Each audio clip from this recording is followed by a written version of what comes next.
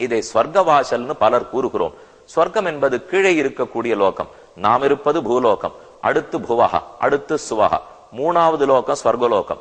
ஆனா வைகுந்தம்ங்கிறது 7 லோகம் தாண்டி, மூல பிரகிருதி தாண்டி, விரஜ நதியும் கடந்து அப்பால் இருக்கக்கூடியது, அழிவில்லாதது.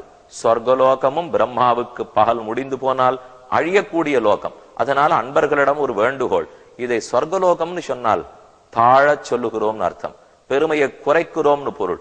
வைகுண்டவாசல்னு சொல்லணும். பெருமான் வெளியே வருகிறார், வெளி மணல் வழிக்கு எழுந்துள்ளார். அப்படியே ஜன வெள்ளத்துக்குள்ள மிதந்து கொண்டு வருவார்.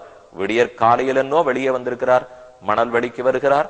ஆழ்வார்களுக்கு பெருமை செய்யவே ஏற்பட்ட திருநாள் அல்லவா நம்மாழ்வார், திருமங்கையாழ்வார், ராமானுஷர், இந்த தமிழையே வளர்த்து கொடுத்த முத்தமிழ் தலைவர். இவர்களாய் அனைவரையும் அழைத்து கொண்டு வெளி மணல்வெளி, கிழக்கு கோபுரம் வெள்ளை கோபுரம், அதற்குள்ள இருக்கிறது தான் வெளி